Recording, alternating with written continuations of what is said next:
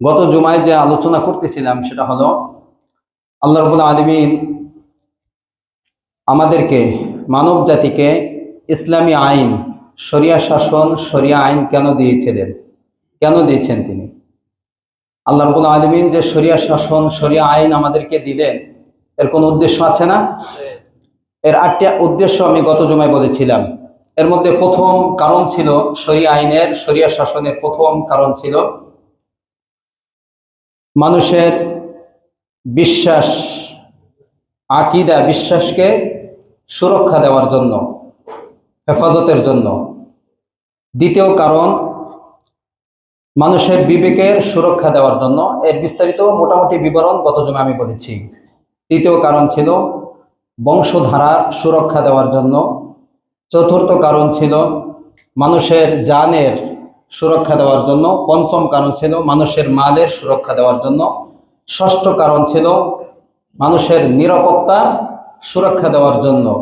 সপ্তম কারণ ছিল মানুষের ইজ্জত সম্মানের সুরক্ষা দেওয়ার জন্য। অষ্টম কারণ ছিল পুরা দ্বীনের হেফাজতের জন্য, পুরা দ্বীনকে সুরক্ষা দেওয়ার জন্য মহান রব আমাদেরকে শরিয়া শাসন দিয়েছে। এই 8টি কারণ গত জুমায় মোটামুটিভাবে আলোচনা করেছিলাম। আজকের জুমা এখান থেকে আলোচনা শুরু হবে। আচ্ছা, এই যে 8টি কারণ, যে 8টি কারণে আমাদেরকে আল্লাহ রাব্বুল আলামিন ইসলামী আইন দিলেন, শরিয়া শাসন দিলেন, এই কারণগুলো কি আল্লাহ রাব্বুল আলামিনের স্বার্থে দিয়েছেন না আমাদের স্বার্থে দিয়েছেন? কাদের স্বার্থে? এখানে ফাঁকা আছে ভাই, দেখতে ভালো লাগে না, পূরণ করে বসেন। কাদের স্বার্থে দিয়েছেন? আমাদের স্বার্থে। ইসলামী আইন বা ইসলামী শাসনের ভিতরে আল্লাহর কোনো সার্থকতা আছে না? আমাদের কল্যাণের জন্য, আমাদের উপকারের জন্য দিয়েছেন। আমাদের এই 8টি যে কারণ আমি বললাম, এই প্রত্যেকটা কারণ, জানের হেফাজত বলেন, মারের হেফাজত বলেন, ইজ্জতের হেফাজত বলেন, এটাকে আল্লাহর না আমাদের? ইসলামী আইন যদি হয়, ইসলামী শাসন যদি সারা পৃথিবীতে প্রতিষ্ঠিত হয়ে যায়, ব্যবস্থা হয়ে যায়, উপকার কি আল্লাহর হবে না মানব জাতির হবে? মানবতার হবে। কথাটা বুঝা আসছে? কিন্তু আমাদের উপকার হবে, শতভাগ উপকার আমাদের হবে। আমরা ভালো থাকতে পারবো, আমরা জুলুম অত্যাচার থেকে মুক্ত থাকতে পারবো যদি ইসলামী শাসন ব্যবস্থা কি হয়? কায়েম হয়। তারপরেও কিছু মানুষ এই শরিয়া আইনের উপর, শরিয়া শাসনের উপর বিভিন্ন ধরনের আপত্তি তোলে, বিভিন্ন ধরনের প্রশ্ন উত্থাপিত করে। ঠিক না ঠিক বলেন? এর কিছু উত্তর আমি গত জুমায় দিয়েছিলাম। এর মধ্যে প্রথম শরিয়া আইনের উপরে তাদের যে প্রশ্ন ছিল সেটা হলো যে শরিয়া আইন একটা আতঙ্ক। কি আতঙ্ক? হাত কাটা, হত্যার পরিবর্তে হত্যা করে দেওয়া, গর্দান উড়িয়ে দেওয়া, আতঙ্ক। শরিয়া শাসন বলতে তারা কি মনে করে? এটা একটা আতঙ্ক। এর উত্তর দিয়েছিলাম, সবচেয়ে সুন্দর যে উত্তর সেটা হলো, যদি আতঙ্ক মনেই হয় তাহলে একটু প্রতিষ্ঠা করে বাস্তবায়ন করে দেখা দরকার যে বাস্তবে শরিয়া আইনের ভিতরে আতঙ্ক আছে কি না। কি বলেন আপনারা? ঠিক না ঠিক বলেন? বাস্তবায়ন করার পরে দেখা যাবে বাস্তবে শরিয়া আইনের ভিতরে আতঙ্ক আছে না নাই। যুক্তির দাবি তো এটাই। কি বলেন আপনারা? এটা নিয়ে গত জুমায় আলোচনা করেছিলাম ও উত্তর দিয়েছিলাম। দ্বিতীয় তারা যে প্রশ্ন করে সেটা হলো যে শরিয়া আইন, শরিয়া শাসন 1400 বছর আগের, এটা বর্বর, নির্মম, ব্যাকডেটেড, বিভিন্ন ধরনের মধ্যযুগীয় বর্বরতা হিসাবে তারা এগুলাকে উল্লেখ করে যে ওই আইন এখন চলে, 1400 বছরের আইন কি এখন চলে? তারা এই ধরনের প্রশ্ন তোলে যে বর্তমান যুগ, সায়েন্সের যুগ, বিজ্ঞানের যুগ, আধুনিক যুগে ওই 1400 বছরের এই আইন এখন কি চলে না? এগুলো দিয়ে কোনো সমাধান হবে না। আপনারা কি বলেন? এর উত্তর আমি দিয়েছিলাম, সমাধান হবে না, হবে না? মনে রাখবেন, পৃথিবী যত বিজ্ঞানের অথবা সায়েন্স এর যত অগ্রগামী হোক না কেন, পৃথিবী সায়েন্সের দিক থেকে, বিজ্ঞানের দিক থেকে, আধুনিকতার দিক থেকে যত উপরে যাক না কেন, উন্নতি হোক না কেন, ইসলাম সবসময় তার চেয়েও আরো অগ্রগামী। ঠিক না ঠিক বলে? ইসলাম তার চেয়েও বেশি আধুনিক। কথাটা বোঝে নাই?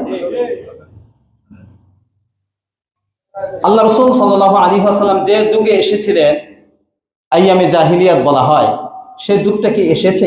আসে নাই। কিছুটা নমুনা পাওয়া যায়, কিন্তু পরিপূর্ণ সেরকম এখনো হয়নি।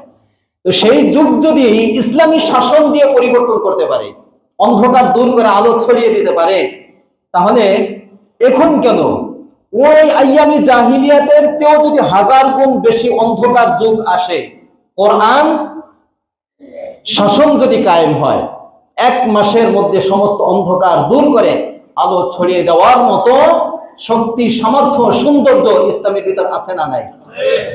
কাজী এগুলো বলে ইসলামকে ঠেকিয়ে রাখা যাবে না। এই উত্তরও আমি গত জুমায় মোটামুটি ভাবে দিয়েছিলাম। তৃতীয় যে তারা প্রশ্ন করে, এটা নিয়ে আমাদের আলোচনা ছিল, সেটা হলো যে ইসলামী আইন, ইসলামী শাসন ব্যবস্থা, ইসলামী আইন, এত নিষ্ঠুর আইন, এই আইন কিভাবে ইসলাম দিতে পারে, আল্লাহ দিতে পারে? নাউজুবিল্লাহ বলে। তারা এই ধরনের আপত্তি করে। হাত কেটে ফেলবে, গর্দন উড়িয়ে দেবে, পাথর মেরে একজনকে হত্যা করে ফেলবে, দৌড়া মারবে, এরা কেমন আইন? এরকম আইন, এরকম নিষ্ঠুর আইন, এরকম নৃশংস কোনো আইন হতে পারে না। এটা হলো তাদের দাবি। কথাটা বুঝাচ্ছে? এবং একটা পক্ষ সবসময় ইসলামী শরিয়াকে, শরিয়া শাসনকে, শরিয়া আইনকে তারা ইনসাফের বিরোধ হিসাবে উল্লেখ করে। তারা শরিয়া আইনকে, শরিয়া শাসনকে ইনসাফের প্রতিপক্ষ হিসাবে তারা উল্লেখ করে, যে শরিয়া আইনের ভিতরে ইনসাফ নেই, শরিয়া আইন এটা ইনসাফের বিরোধ। নাউজুবিল্লাহ বলে। আপনারা মনে করেন এটা ইসলামী আইন, শরিয়া শাসন কি ইনসাফের বিপরীত, ইনসাফের বিরোধ? এইটা বলে আমাদেরকে ধোঁকা দিতে চায় একদল লোক। এবং আমাদের মধ্যে যারা প্র্যাকটিসিং মুসলিম না, কথাটা বোঝাচ্ছে, মানে ভালো মতো তারা নামাজ রোজা ঠিক মতো আদায় করে না, এরকম কিছু মুসলিম আছে না নাই? ট্র্যাডিশনাল মুসলিম যাদেরকে বলা হয়, এরাও এদের তালে কথা বলে, ঠিক একই ধরনের কথা এরা বলে। এই সমস্ত মুসলিমরাও ওই সমস্ত নাস্তিকদের মতো, মুরতাদদের মতো এই সমস্ত কথা তারাও বলে। আল্লাহ, শরিয়া আইন, এই যে কিছু লোক তারা, এবং মুসলিমদের মধ্যে কিছু লোক, তারা সবসময় শরিয়া আইন নিয়ে মানুষের মধ্যে ভীতি ছড়ায়, হাত কাটা এই সমস্ত জিনিস নিয়ে মানুষের ভিতরে ভীতি ছড়াই দেয়। এবং তারা শরিয়া আইন বলতে শুধুমাত্র এইটাকেই মনে করে যে শরিয়া আইনের অর্থ হলো হাত কাটবে, শরিয়া আইনের অর্থ হলো গর্দান উড়িয়ে দেবে, শরিয়া আইনের অর্থ হলো পাথর মেরে একজনকে হত্যা করবে, শরিয়া আইনের অর্থ হলো ডোররা মারবে, শরিয়া আইনের অর্থ হলো পুরুষকে আর পুরুষের দাড়ি আর মহিলাকে জোরপূর্বক তাদেরকে বোরকা পরতে বাধ্য করবে। আপনারা কি মনে করেন শরিয়া আইন, শরিয়া শাসন কি শুধু এইগুলো? কথা বলেন, শুধু এইগুলো? তারা, আমরা যখনই শরিয়া আইনের কথা বলবো, শরিয়া শাসনের কথা বলবো, তখনই তারা এইগুলো সামনে এনে আমাদেরকে প্রতিহত করতে চায়। তারা বলে শরিয়া আইন এইগুলো। বাস্তবিক শরিয়া আইন শুধু এইগুলোই? শরিয়া আইনের উদ্দেশ্যই তারা জানে না। শরিয়া আইন সম্পর্কে তাদের ভুল বুঝাবুঝি আছে, ঠিক না ঠিক বলেন? ইসলাম সম্পর্কে তাদের জানা নেই। আমি বলি, তারা ইসলাম সম্পর্কে আপনাদের জানার এখনো অনেক কিছু বাকি আছে। ইসলাম সম্পর্কে জানেন, কোরআন পড়েন, আমি পড়ি, আপনি পড়েন কোরআন। কোরআনের প্রতিটা আয়াত আয়াত, পৃষ্ঠা পৃষ্ঠা খুললে আপনি কি দেখবেন? শরিয়া শাসন, শরিয়া আইন কি? শরিয়া আইন, শরিয়া শাসনের মূল একটা উদ্দেশ্য হলো পৃথিবীতে ইনসাফ প্রতিষ্ঠা করা, ঠিক না ঠিক বলেন? শরিয়া আইনের, তারা শরিয়া আইনের বিরুদ্ধে বলবে, কিন্তু কখনো জুলুমের বিরুদ্ধে বলবে না, ঠিক না ঠিক বলেন? কখনো গুম খুন হত্যার বিরুদ্ধে বলবে না, কখনো গণহত্যার বিরুদ্ধে বলবে না, কখনো জেনা বেবিচারে সেঞ্চুরি করছে, ধর্ষণে সেঞ্চুরি করছে, এই কথা তারা বলবে না কখনো। কোটি কোটি হাজার হাজার কোটি টাকা তারা বিদেশে পাচার করে, এর বিরুদ্ধে তারা কখনো বলবে না, ঠিক না ঠিক বলেন? এই সমস্ত অপকর্ম আছে না নাই? মানুষদেরকে, নিরপরাধ মানুষদেরকে জঙ্গি বানিয়ে বছরকে বছর জেলের মধ্যে আবদ্ধ করে রাখছে, এই কথা কখনো বলবে না। আয়না ঘর সহ বিভিন্ন ইসের নামে, জেলখানার নামে, রিমান্ডের নামে তারা ভিতরে নিয়ে যে নৃশংস তারা হত্যাকাণ্ড সহ যে আক্রমণগুলো করেছে, যে অত্যাচারগুলো করেছে, এগুলোর কথা তারা বলবে না। তারা কখনো বলবে না, না এগুলো নৃশংস, এইগুলো কখনো তারা বলবে না। জুলুম যে নৃশংস এগুলো তারা কখনো বলবে না। বলবে কি নিয়ে? ইসলামী আইন নিয়ে। যে ইসলামী আইন মহান রব আমাদেরকে কেন দিয়েছেন? ইনসাফ প্রতিষ্ঠার জন্য। কি জন্য বলেন? ইনসাফ প্রতিষ্ঠা। এই জুলুম অত্যাচার সহ এই সমস্ত অন্ধকার দূর করে ইনসাফ প্রতিষ্ঠার জন্য আল্লাহ রাব্বুল আলামিন শরীয়ত আইন, শরীয়ত শাসন দিয়েছেন। ঠিক না ঠিক বলেন? এই জন্য শরীয়ত শাসন কেন, শরীয়ত আইন কেন? এই যে শাস্তি, হাত কাটা সহ বিভিন্ন ধরনের শাস্তি আপনারা জানেন, শরীয়ত আইন প্রতিষ্ঠা হয়ে এগুলো হবে। এগুলার কারণ, এক নম্বর কারণ হলো পৃথিবী থেকে সমস্ত অপরাধ দূর করে, জুলুম অত্যাচার দূর করে ইনসাফ প্রতিষ্ঠা করা। ঠিক না ঠিক? ইনসাফ এর প্রথম। আচ্ছা, এই যে মানুষদেরকে আমরা হত্যার কথা আসলি, ধরেন ইসলাম একটা বিধান আছে কিসাস, হত্যার পরিবর্তে কি? হত্যা। হত্যার পরিবর্তে যে হত্যা করা হয় এটা কি জুলুম? তারা বলবে হত্যার পরিবর্তে কেন হত্যা? হত্যার পরিবর্তে তাহলে সারা জীবন কারাদণ্ড, এটা কোনো শাস্তি হলো? কথা বলেন। আবার রাষ্ট্রপতির কাছে ক্ষমা চাইলে মাফও করে দেয়, এটা কোনো আইন হইলো? এটা কোনো শাস্তি হইলো? বলো। এই ব্যক্তি যখন বের হয়ে আসবে তখন আরো 10 জনকে হত্যা করার মতো সাহস পাবে না? পাবে না? এটা কোনো আইনই না। আচ্ছা, এই একজনকে হত্যা করছে, এই হত্যার পরিবর্তে তাকে যদি হত্যা করা হয় তাহলে এটা কি নৃশংস বলে? কিন্তু ওই যে ব্যক্তি প্রথমে হত্যা করছে সে হত্যা কি নৃশংস না? কথা বলে না। হত্যার পরিবর্তে যে হত্যা, এইটাকে বলা হয় নৃশংস, কিসাসকে বলা হয় নৃশংস। কিন্তু প্রথম যে ব্যক্তি হত্যা করছে এটা নৃশংস না? এই কথা কখনো তারা বলবে না।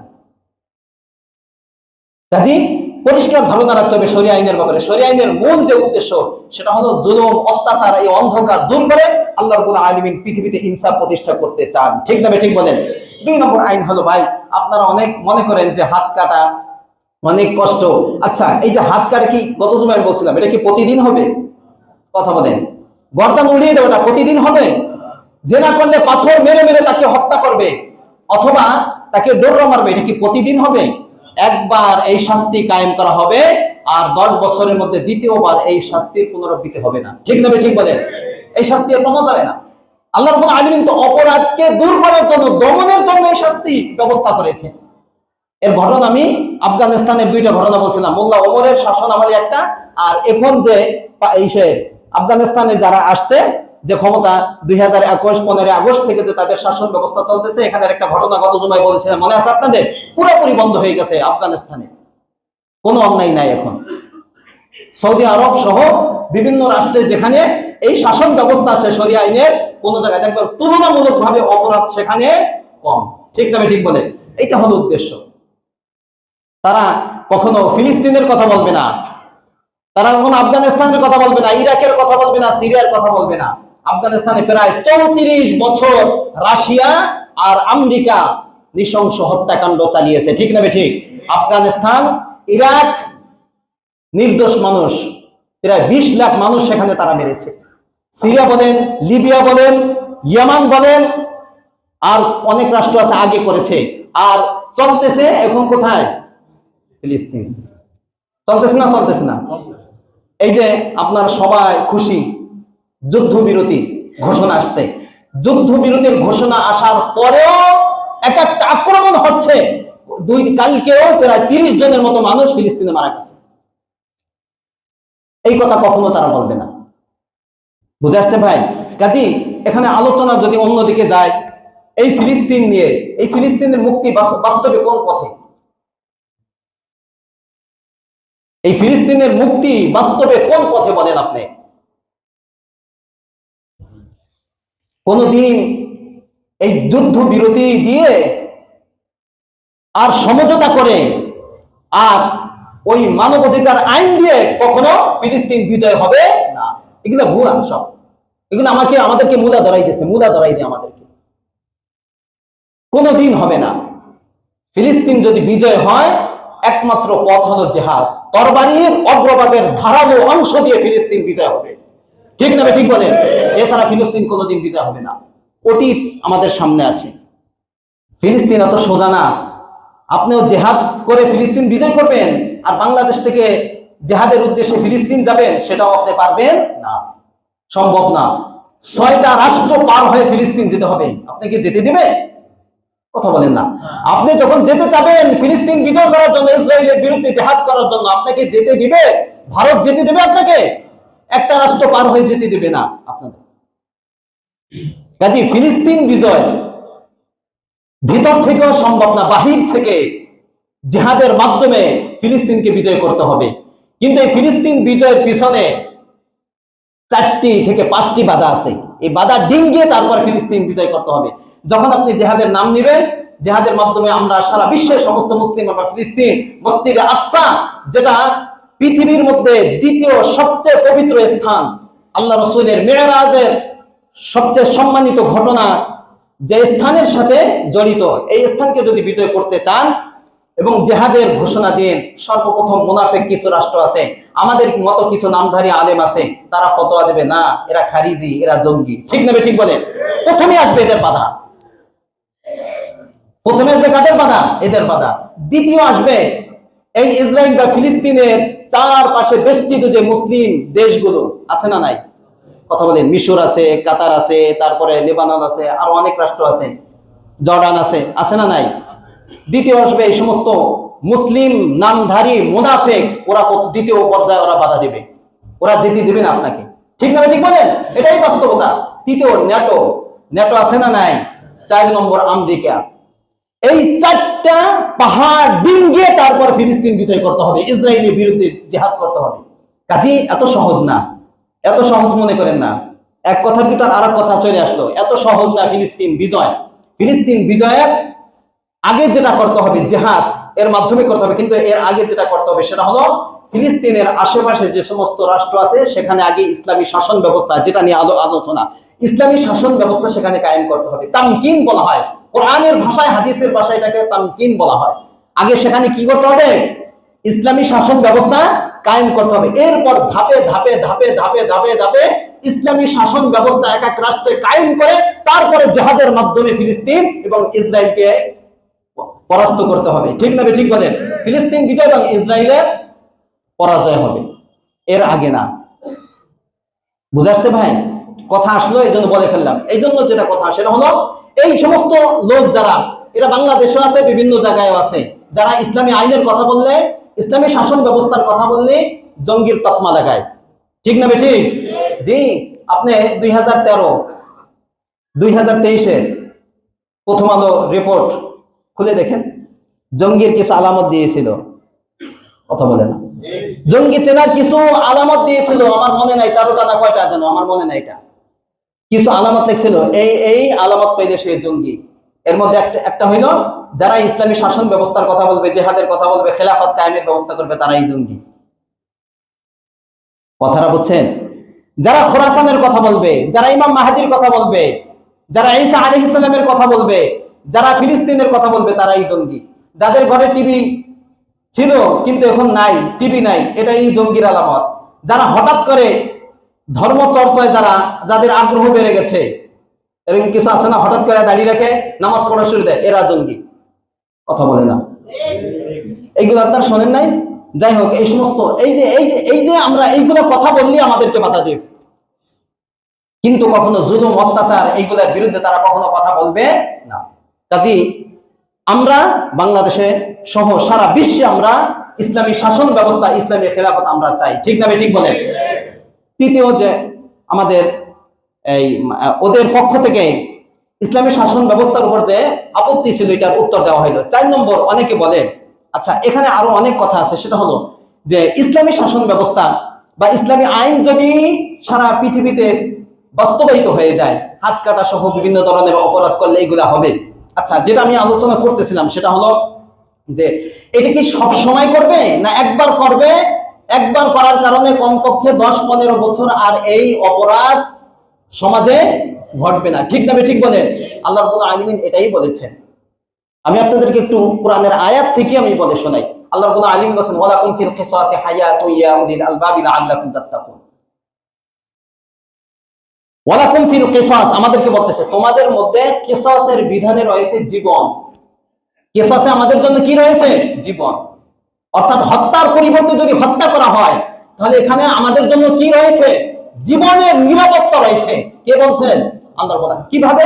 আচ্ছা, হত্যার পরিবর্তে যখন হত্যা করবেন, একজনকে হত্যা করবেন, এই ব্যক্তিকে কিসাসান হত্যা করবেন, হত্যার পরিবর্তে হত্যা করছেন কেন? এই ব্যক্তি আরেকজনকে কি করছে? হত্যা করছে। আচ্ছা, এই ব্যক্তিকে যখন হত্যা করবেন, এই ব্যক্তিকে যখন আপনি হত্যা করবেন, তখন কি হবে? যদি হত্যা না করেন, তাহলে যদি ছেড়ে দেন, কিছুদিন জেল খেটে বন্দি রেখে একে যদি ছেড়ে দেন, তাহলে এর সাহস কমবে না আরো বাড়বে? এ বের হয়ে এসে একজন তোকে হত্যা করছে, এরপরে কিছু শাস্তি পেয়ে এসে আবার তার পাওয়ার আরো বেশি বাড়বে। এখন একজন না, এখন আরো 10 জন হত্যা করবে। ঠিক না ঠিক বলেন? একে যদি হত্যা করে দেওয়া হয়, তাহলে কেসাস এর ভিত্তিতে একে যদি হত্যা করে দেওয়া হয়, তাহলে এর থেকে হাজার হাজার মানুষ এর জীবন বেঁচে গেল। ঠিক না ঠিক? আর তার এইটা দেখা দেখি এর মতো আরো যে সমস্ত অপরাধী রয়েছে, তারাও এখান থেকে শিক্ষা পেয়ে তারাও এই সমস্ত কর্মকাণ্ড ঘটানো থেকে তারাও বিরত হয়ে যাবে। ঠিক না ঠিক বলে? এটাই কিসাসের মধ্যে আমাদের জন্য রয়েছে জীবন। এই জন্যই আল্লাহ রাব্বুল আলামিন সূরা নূরের 2য় আয়াতে বলেছেন, ওয়াল ইয়াশহাদু আযাবাহুমা তাঈফাতুম মিনাল মুমিনিন।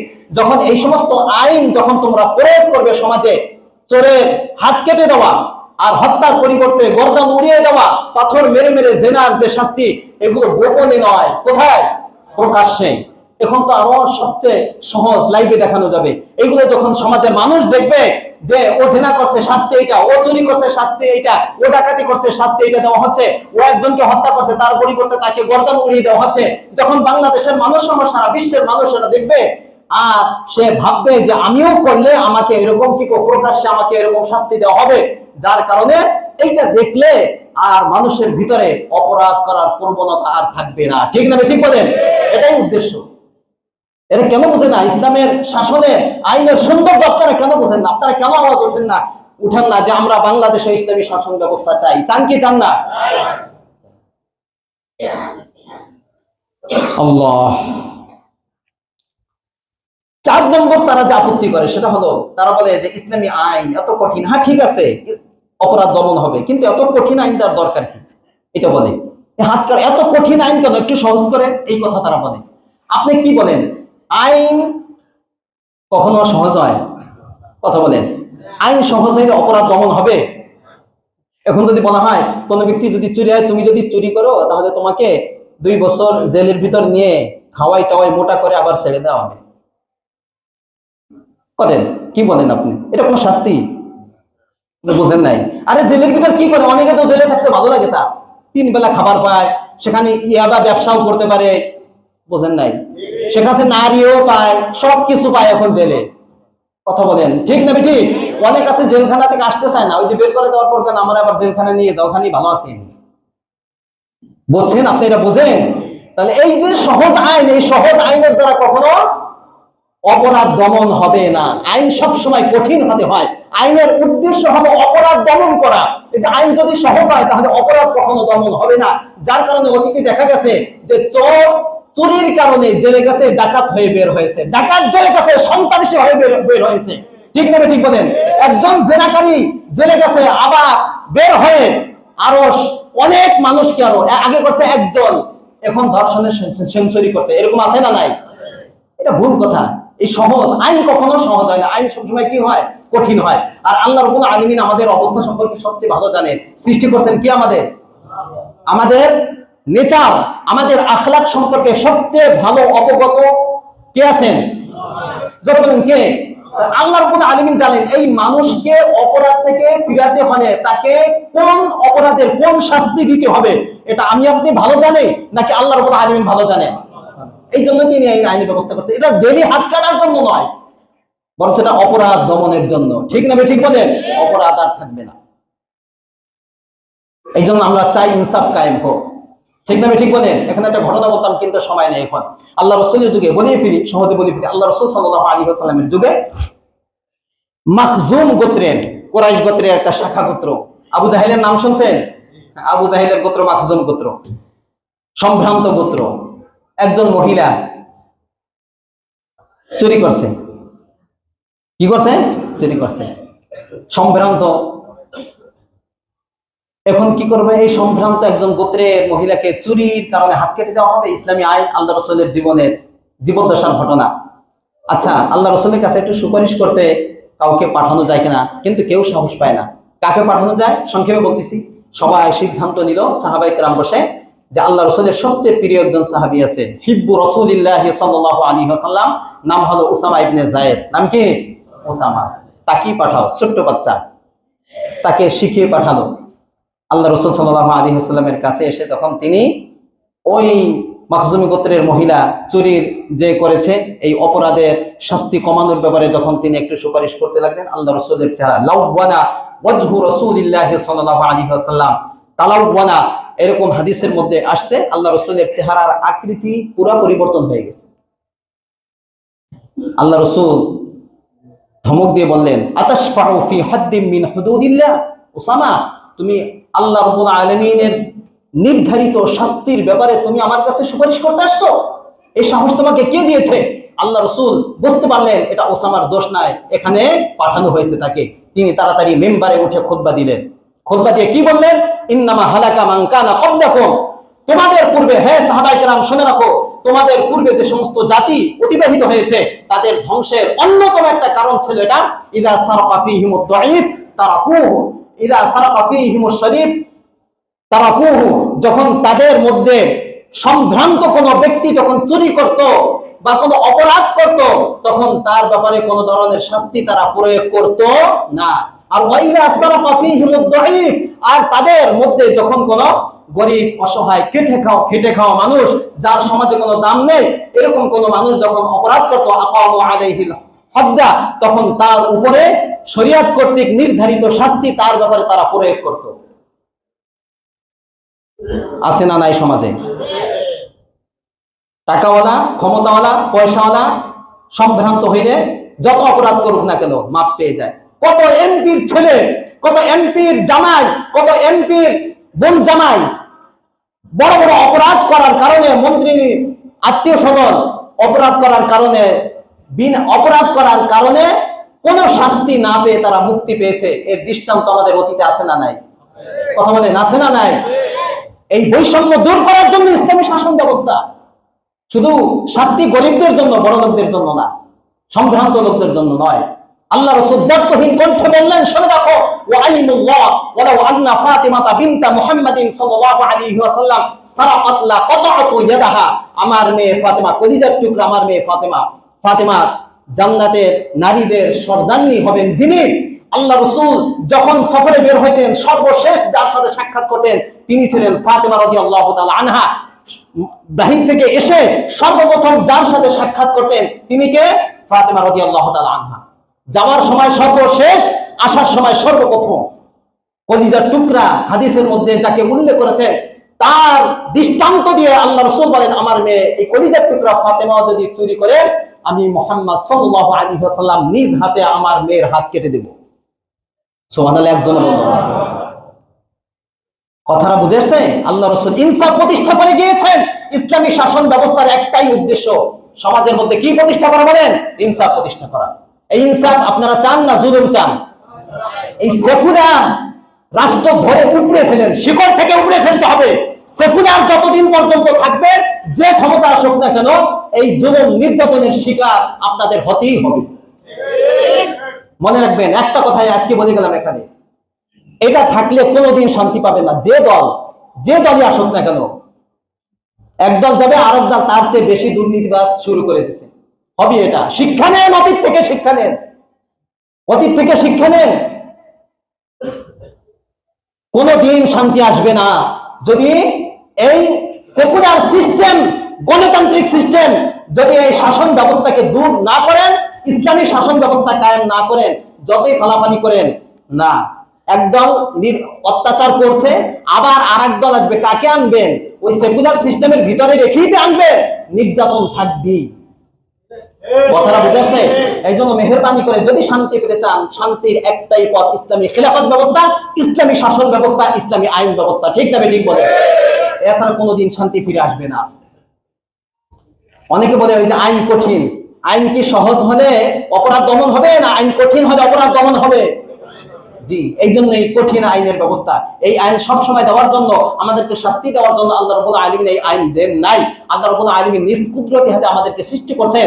আমার মা আমাকে যতটা মহব্বত করে তার চেয়ে হাজার হাজার হাজার হাজার কোটি কোটি গুণ মহব্বত করেন কে? আমাকে। আল্লাহ আমাকে শাস্তি দেবেন না, অপরাধ দমন করার জন্য পৃথিবীর শৃঙ্খলা ঠিক রাখার জন্য, ইনসাফ ঠিক রাখার জন্য এই আইনের ব্যবস্থা করা হয়েছে। ঠিক না ঠিক বলেন? এই আইন কোনোদিন জুলুম নয়, ভালো করে মনে রাখবেন। অনেকে বলে, সর্বশেষ যে কথা সেটা হলো, অনেকে বলে যে এই ধোঁকাবাজরা বলে,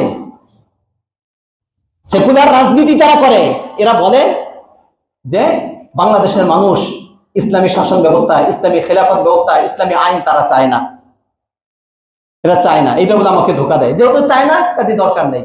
আপনারা চান? বলে চাই না। আমি আপনাদেরকে একটু রিপোর্ট দেখাবো। এই রিপোর্ট, এই জরিপ কোন মুসলিম সংগঠন, কোন মুসলিম সংস্থা করে নাই, দুইটা অমুসলিম সংগঠন করেছে এই রিপোর্ট। ইসলামী শাসন ব্যবস্থা পৃথিবীতে মানুষ চায় না। আফগানিস্তানে 99% মানুষ ইসলামী শাসন ব্যবস্থা চায়, সুবহানাল্লাহ বলে। 100 জনের মধ্যে 99 জন চায়। ইরাকে 91% মানুষ চায়। প্যালেস্টাইন অর্থাৎ ফিলিস্তিনে 89% মানুষ ইসলামী শাসন ব্যবস্থা চায়। মালয়েশিয়া আর নাইজেরিয়ায় 86% মানুষ শাসন ব্যবস্থা চায়, ইসলামী শাসন ব্যবস্থা চায়। পাকিস্তানে 84% মানুষ ইসলামী শাসন ব্যবস্থা চায়। আর মরক্কোতে 83% মানুষ ইসলামী শাসন ব্যবস্থা চায়। সর্বশেষ কয়েকটা বললাম, বাংলাদেশে 82, কত 82% মানুষ ইসলামী শাসন ব্যবস্থা তারা চায়। আলহামদুলিল্লাহ বলে। আর ওরা ধোঁকা দেয় যে চায় না। এটা একটা রিপোর্ট, দুইটা অমুসলিম সংগঠন এই জরিপ তারা বের করেছেন, এটা বলেছেন। আর ওরা বলে চায় না। 100 দিনের মধ্যে 82 জন ইসলামী শাসন ব্যবস্থা, ইসলামী আইন ব্যবস্থা বাংলাদেশে চায়। এই জন্য আমরা অনেক সময় বলি যে বাংলাদেশে আপনারা একটু ভোটাভুটি দেন, আপনারা তো গণভোটের ব্যবস্থা করেন। কিভাবে গণভোটের ব্যবস্থা? ইসলামী শাসন ব্যবস্থা বনাম সেকুলার শাসন ব্যবস্থা, বাস, বড় না, এই সহজে ইসলামী শাসন ব্যবস্থা, খিলাফত ব্যবস্থা, ইসলামী আইন আর সেকুলার আইন, মানব রচিত আইন, শুধুমাত্র এই দুইটা দিয়ে বনাম, এই দুইটা দিয়ে মানুষের সামনে গণভোটের একটা ব্যবস্থা করে দেন। এরপরে মানুষ যাচাই বাছাই করে যেটা গ্রহণ করবে আপনারা সেটাই দেন। কিন্তু দেবে না, তারা দেবে না, কারণ তারা জানে। আচ্ছা আমি বলি, ফিরোজ একসময় বলছিলাম একটা গোপন একটা কথা আছে। এই যখন এই সংবিধান সংস্কারের কাজ প্রায় শেষ পর্যায়ে চলে আসবে আপনাদের কাছে, যখন প্রথম পর্যায়ে এটার আলোচনা শুরু হইল, কমিশন গঠন করলো, তখন এর মধ্যে একজন আছে, এর নাম হলো বদিউল আলম মজুমদার, নাম শুনছেন? এখানে আছে। ও গোপন বৈঠকের একটা তথ্য ফাঁস হয়ে গেছে। ও বলছে যে এই মানে সংবিধান সংস্কারের যে বিষয়টা, এইটা গণভোট দেওয়া যাবে না, এটা মানুষকে জানানো যাবে না। যদি গণভোট দেওয়া হয় তাহলে সেকুলার সিস্টেম আর থাকবে না। কথাটা বুঝাচ্ছে? এরকম একটা আলোচনা উঠছিল যে যেহেতু সংবিধান সংস্কার হচ্ছে, তাহলে মানুষ যেটা চায় আমরা সেটাই দেবো, এরকম সবাই বসে গোল বৈঠকে বসে এরকম আলোচনা চলতেছিল। তখন সে বলছিল, গোপন বৈঠকেটা, তখন সে বলছিল না, এটা প্রকাশ্যে আনা যাবে না, গণভোটের ব্যবস্থা করা যাবে না। যদি গণভোটের ব্যবস্থা করা হয় তাহলে যে সেকুলার সিস্টেম যেটা আছে এটা থাকবে না, সবাই বাংলাদেশের মানুষ ইসলামী শাসন ব্যবস্থা চাবে। কথাটা বুঝাচ্ছে? এটা গোপন, তাদের এটা তথ্য, এটা ফাঁস হয়ে গেছে। এটা বাস্তব না অবাস্তব? যারা বলেন এটা বাস্তব না অবাস্তব, আমরা বলি যদি দুঃসাহস থাকে আপনাদের, যদি সাহস থাকে দেন, আমরাও চাই দেন, এটা মানুষ যেটা চাবে সেটাই হবে। ঠিক না ঠিক? আচ্ছা আমি আপনাদেরকে এখানে বলি যে আরেকটা জরিপে আসছে যে যারা ধর্ম পালনে নিয়মিত, ধর্ম পালন যারা প্র্যাকটিসিং মুসলিম, যারা নামাজ সবকিছু ঠিক মতো আদায় করে, এদের মধ্যে 88% মানুষ ইসলামী আইন শাসন ব্যবস্থা চায়, একটা রিপোর্ট আসছে। আর যারা ধর্ম পালনে নিয়মিত না, অনিয়মিত, এরকম কিছু আছে না, নামাজ টামাজ পড়ে, এইটি করে, এরকম পড়লে পড়লো না পড়লে না পড়লো, এরকম কিছু মুসলিম আছে না নাই? এদের মধ্যেও 79% মানুষ ইসলামী শাসন ব্যবস্থা চায়। তাহলে গড়ে যদি আপনি হিসাব করেন 80% উপরে মানুষ ইসলামী শাসন ব্যবস্থা চায় না। আর ওরা আমাদেরকে ধোঁকা দেয়। এই জন্য আমি সবসময় বলি একটা কথা, গত জুমায় বলছি, এরা পুরো একটা সত্যকে ধামাচাপা দিয়ে একটা মিথ্যাকে সত্য রূপে মানুষের সামনে উপস্থাপন করতে চায়। ঠিক না ঠিক? এটা হলো এইটা। তারা বলে বাস্তবে মানুষ ইসলামী শাসন ব্যবস্থা চায়, কিন্তু তারা মিথ্যা ছড়ায় যে বাংলাদেশের মানুষ ইসলামী শাসন ব্যবস্থা চায় না। একটা সত্যকে ধামাচাপা দিয়ে একটা মিথ্যাকে সত্য রূপে মানুষের সামনে উপস্থাপন করতে চায়, কিন্তু পারবে না ইনশাআল্লাহ। ঠিক না ঠিক বলেন? এই জন্য আমি বলি, যারা সেকুলার রাজনীতি করে, জানে এদের একটা থিওরি হলো, এদের একটা আদর্শ হলো জনগণকে ধোঁকা দেওয়া, বাটপারি করা, মুনাফিকি করা, এছাড়া আর কিছুই না। ঠিক না ঠিক বলে? এরা সবসময় আল্লাহর আইনকে পরিবর্তন করে মানুষের আইন তারা সমাজে এস্টাবলিশ করতে চায়। তারা আল্লাহর হালালকৃত বিধানকে হারাম করতে চায়, হারামকৃত বিধানকে তারা হালাল করতে চায়। ঠিক না ঠিক? আমি বলি, এইসব যারা রাজনীতি করে যখন নির্বাচনের সময় আসে, তখন তারা বলে আমরা মদিনার সনদে চালাবো, কথা বলে না, আমরা কোরআনের বিরুদ্ধে কোনো আইন পাশ করব না। আর আবার নতুন আরেকজনের কাউকাদেরও জন্ম হয়েছে, সে বলে যে কোরআনের সাথে রাজনীতি, ইসলামী শাসন ব্যবস্থার কোনো কি নাই, সম্পর্ক নাই। নাউজুবিল্লাহ বলে। এই টপিক নিয়ে যদি আলোচনা করি তাহলে আমার এক জুমা লাগবে, করবো ইনশাল্লাহ। যাই হোক, এই যে কথা বলে, এরা বলে যে আমরা এটা করব, এটা কি বাস্তবে বলে না মানুষকে ভোট নেওয়ার জন্য ধোকা দেয়? বলেন কি ভোট নেওয়ার জন্য মানুষকে কি দেয়, ধোকা দেয়? এটা বাস্তবে না। তারা যদি নির্বাচনের সময় বলতো যে জনগণ তোমরা আমাদেরকে ভোট দাও, ভোট দেওয়ার পরে আমরা নির্বাচিত হওয়ার পরে আল্লাহর বিধানকে পরিবর্তন করে মানব রচিত আমাদের মন মতো আইন বানিয়ে এরপরে আমরা তোমাদেরকে শোষণ করব, এই কথা যদি মানুষের সামনে তারা নির্বাচনের আগে বলতো, ভোট একটাও পাইতো? কিন্তু তারা এগুলো বলে না। কাজে মানুষকে ধোকা দেওয়া হয় না বলেন? কিন্তু ইসলামী শাসন ব্যবস্থা এগুলা পাবেন না। বুঝে আসছে কথা? আচ্ছা, এই জন্য যদি সাহস থাকে তাহলে ইসলামী আইন, সেকুলার আইন, এই দুইটাকে সামনে এনে গণভোটের ব্যবস্থা করেন। আচ্ছা, বাংলাদেশ গণতান্ত্রিক রাষ্ট্র না? কথা বলেন, গণতান্ত্রিক রাষ্ট্রের মূল কি? মূল হলো সবকিছু চলবে কাদের মতামত অনুযায়ী? জনগণের। সবকিছু সরকার নির্বাচন হবে, আইন ব্যবস্থা চলবে, আইন সংস্কার হবে, আইন হবে, সংবিধান হবে, সব জনগণের মতামতের উপরে। তাহলে যেহেতু এখানে 80% উপরে জনগণ কি চায়? সেকুলার আইন চায়, সেকুলার শাসন ব্যবস্থা চায় না শরিয়া শাসন ব্যবস্থা চায়? তাহলে জনগণ যেহেতু গণতান্ত্রিক রাষ্ট্র, জনগণের মতামত অনুযায়ী চলবে, আর এখানে 80%-এরও বেশি জনগণ ইসলামী শাসন ব্যবস্থা চায়, নিয়ম অনুযায়ী বাংলাদেশে কোন আইন, কোন সংবিধান প্রতিষ্ঠিত হবে? সেকুলার আইন না ইসলামী আইন? দেবে না তারা। কারণ কেন দেবে না? কারণ দিলে ক্ষতি আমাদের না তাদের? এই কথাই বোঝেন না। চুরি আর বাটপারি কিছুই করতে পারবে না, কথা বলে না? এই হাত কাটা আর এই হত্যার পরিবর্তে গর্দান উড়িয়ে দেওয়া, এটা আপনার মতো আমার মতো জনগণের হবে না। ওই সমস্ত লোক যারা রাষ্ট্রের বিভিন্ন খাতে বসে আছে, ক্ষমতায় বসে আছে, তাদেরই হবে। এটা থেকে বাঁচার জন্য তারা দিবে না। কথা করা লাগে, কিন্তু এগুলা না বললে তো আপনাদের দিমাগ খুলবে না। এটা বাস্তবতা, আমি আপনাদেরকে পরিষ্কার করে দিলাম। এটাই বাস্তবতা। এই জন্য বাংলাদেশের মানুষ ইসলামী আইন শাসন ব্যবস্থা চায় না? জনগণ চায় না? চায় না কারা? ইসলামী আইন। কাদের আতঙ্ক? আমাদের আতঙ্ক নাই। আমরা জেনা করি না, আমরা ব্যভিচার করি না, আমরা চুরি করি না। ঠিক না ঠিক বলেন? আপনারা করেন না, কিন্তু চায় না কারা? ওরা যে ধোকা দেয় যে চায় না, বাস্তবে আমরা চাই না, তারা চায় না। চায় না তারা যারা চোর। ঠিক না ঠিক? আতঙ্ক তাদের জন্য যারা ডাকাত, আতঙ্ক তাদের জন্য যারা জেনাখোর, যারা সুদখোর, যারা মদখোর, যারা মাদক ব্যবসায়ী, যারা ধর্ষণের সেঞ্চুরি করেছে, তাদের জন্য আতঙ্ক। তারা চায় না। ঠিক না ঠিক বলেন? যারা কোটি কোটি টাকা বিদেশে পাচার করে তারা চায় না, যারা আত্মসাৎ করে তারা চায় না। ঠিক না ঠিক বলেন? কিন্তু বাংলাদেশের মানুষ সবসময় ইনসাফ চায়, তারা ইসলামী শাসন ব্যবস্থা চায়। ঠিক না ঠিক বলেন? এটাকে ধামাচাপা দিয়ে আর বন্ধ করে রাখা যাবে না। মানুষের জবান খুলে গেছে এখন। ঠিক ইনশাআল্লাহ? ঠিক তো ইনশাআল্লাহ? আচ্ছা, এই মোটামুটি কিছু কথা আপনাদেরকে বললাম। এখন এই কথাগুলো তো মুসলিমদের ক্ষেত্রে বললাম। আমরা তো মুসলিম, এখানে যারা আসছি, আমরা ইসলামী শাসন ব্যবস্থা চাই তো? আপনাদের কাছে পরিষ্কার হয়েছে সবকিছু? আরো অনেক কথা ছিল, কিন্তু বলার মতো সময় জুমার এই নামাজের সময় হয় না, অল্প সময়ের মধ্যে। এখন অমুসলিমদের নিয়ে কিছু কথা বলি আমরা।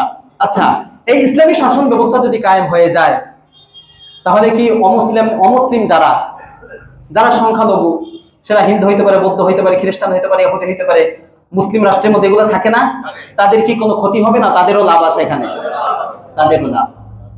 এই জন্য আমরা তাদেরকেও সুস্পষ্ট ভাষায় বলবো, আপনারাও দাবি উঠান যে আমরাও বাংলাদেশে ইসলামী শাসন ব্যবস্থা, ইসলামী আইন আমরাও চাই। তাহলে আপনারাও সবচেয়ে শান্তিতে, সুখে শান্তিতে এবং ন্যায্য অধিকার নিয়ে, ন্যায্য অধিকারের চেয়ে বেশি অধিকার নিয়ে আপনারা বাংলাদেশে বসবাস করবেন। এটা কি অবাস্তব কোনো কথা বললাম না? বাস্তব। আপনাদের সামনে আমি তাদেরকে বলতেছি, যেহেতু তারা শুনতেছে না, আপনারা এগুলো মেসেজ পৌঁছে দেবেন তাদের কাছে। তাদের কথা তাদেরকে আমরা বলতেছি যে 1400 বছরের খেলাফত ব্যবস্থা, 1000 বছরের খেলাফত ব্যবস্থা, আল্লাহ রাসূল থেকে এ পর্যন্ত এই যে খেলাফত ব্যবস্থায় অমুসলিমরা সবচেয়ে বেশি সুখী শান্তিতে ছিল। ঠিক না? ঠিক বলেন? ভারতে ইসলামী শাসন ব্যবস্থা না, সেখানে তাদের হিন্দুত্ববাদ সেখানে। ঠিক না? ঠিক। ওই রাষ্ট্রে হিন্দুরা যতটা শান্তিতে থাকবে, যতটা অধিকার তারা সেখানে পায়, তার চেয়ে বেশি অধিকার পাবে যদি বাংলাদেশে ইসলামী আইন, ইসলামী শাসন ব্যবস্থা কায়েম হয়। এখানে বিন্দু মাত্র তারা নির্যাতনের শিকার হবে না। তারা তাদের ন্যায্য অধিকার এবং সবচেয়ে বেশি তাদের ধর্মীয় অধিকার নিয়ে বাংলাদেশে ইসলামী শাসন ব্যবস্থার মধ্যে, খেলাফত ব্যবস্থার মধ্যে তারা বসবাস করতে পারবে। ঠিক না? ঠিক বলেন? এটা বাস্তব।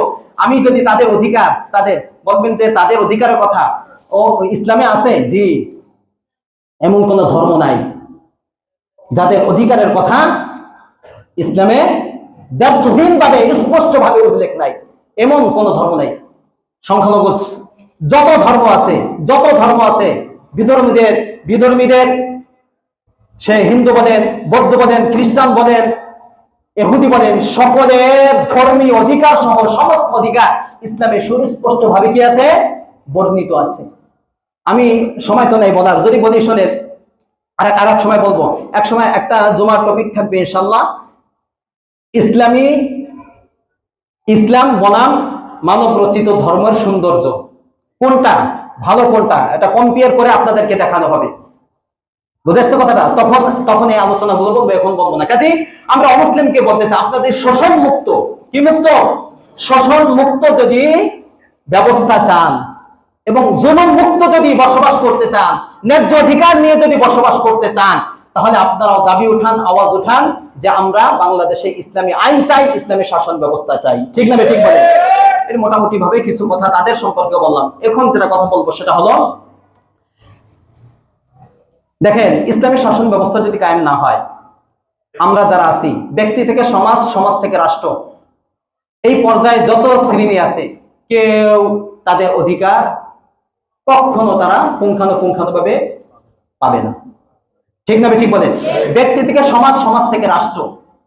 এই জন্য শিশুদের অধিকার, কিশোরদের অধিকার, যুবকদের অধিকার, বিরুদ্ধের অধিকার, নারীদের অধিকার, পুরুষদের অধিকার, শ্রমিকদের অধিকার, স্বামীদের অধিকার, স্ত্রীদের অধিকার, পিতামাতার অধিকার, সন্তানের অধিকার, তারপর খেটে খাওয়া মানুষ যারা আছে, রিক্সাওয়ালা, ভ্যানওয়ালা সহ যারা সবজি বিক্রি করে, এই ধরনের সমাজের শ্রমিক যারা আছে, নিম্নমানের যারা আছে, এবং মালিক পর্যায়ে যারা আছে, যারা ক্রেতা আছে, যারা বিক্রেতা আছে, এই ধরনের যত শ্রেণী আছে, সবাই যদি আপনাদের ন্যায্য অধিকার পুঙ্খানুভাবে পেতে চান, সকলের জন্য আজকে আমার মেসেজ যে সকলের দাবি উঠাতে হবে যে আমরাও ইসলামী শাসন ব্যবস্থা চাই।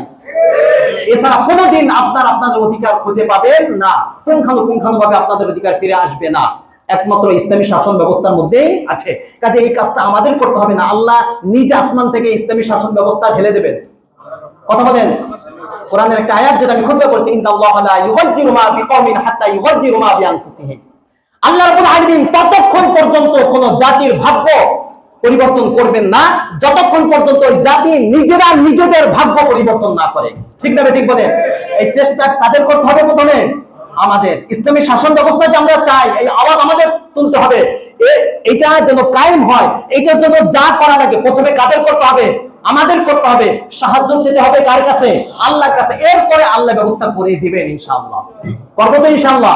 নাহলে কোনোদিন ভাগ্য পরিবর্তন হবে না, খালি জুলুম আর অত্যাচারের ভিতরেই থাকতে হবে।